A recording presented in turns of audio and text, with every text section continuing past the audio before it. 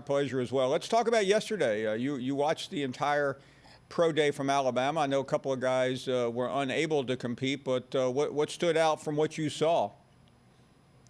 Well, I think the biggest thing is just the big ticket item was Evan Neal, who was likely going to be the highest drafted player from Alabama this year. And, it's a little bit of a down year for Alabama. They're not going to have as many first rounders as we have seen in years past, but next year that definitely will be different with Bryce Young and Will Anderson, of course. But this year they have Evan Neal, who I think definitely is going to be a first round pick. But after that, they have a bunch of day 2 and day 3 guys. Jalen Armour Davis, who is a really good player this past season at Alabama. Christian Harris is another one I thought that stood out as well. So the talent wasn't as deep as we have seen in years past, but Evan Neal definitely is going to keep the first-round streak intact for Nick Saban. And I've seen him a couple of months ago at number 1. It looks like he's dropped. What is the best guess for where he goes?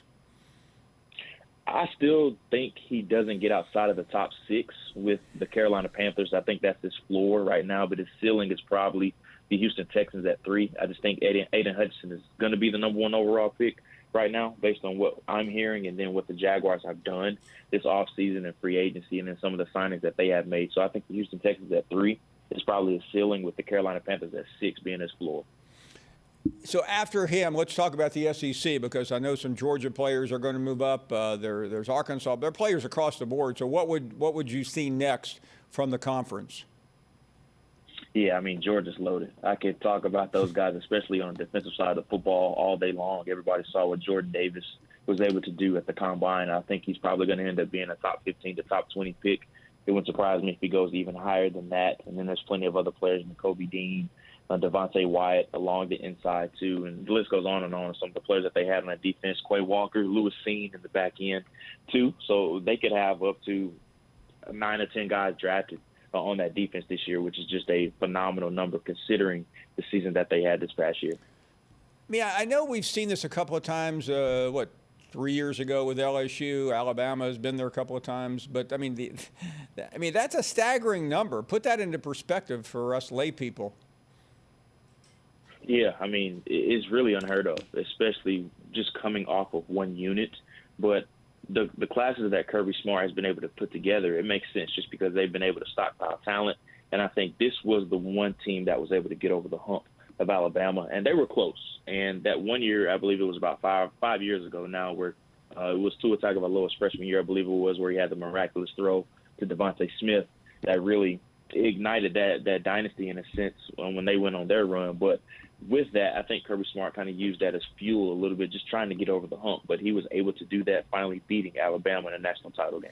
Talking to Jordan Reid about the draft, we saw Jameson Williams there. We all know how painful that injury had to be and the recovery, but he seems like he's coming along. What happens to him because he hasn't been able to be part of the Combine, be part of Pro Day?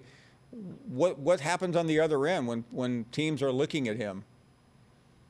I think he'll be fine. And the unfortunate thing for Jameson was that he was a very strong contender to be the first wide receiver off of the board. The New York Jets at number 10 overall, even the Atlanta Falcons at number 8 overall. I think he could have went that high.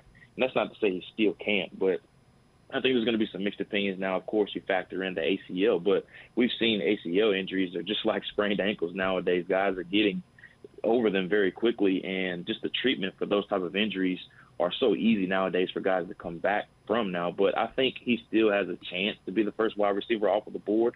There's just a lot more competition now that you have to factor in the injury.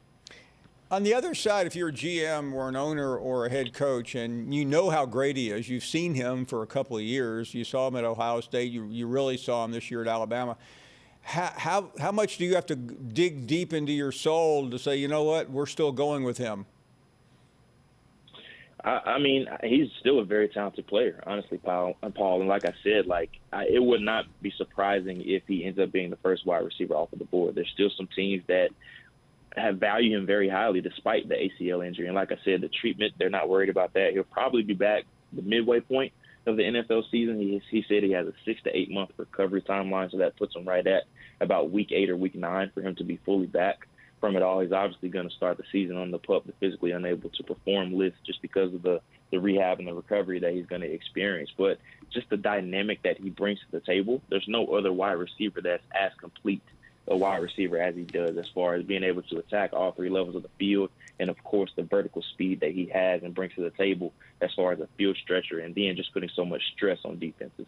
Jordan, I realize we're still a month away from the draft, but I couldn't help but think about this, and I'm sure you did as well yesterday, seeing Bryce Young at Pro Day, letting your mind wander a year ahead of us.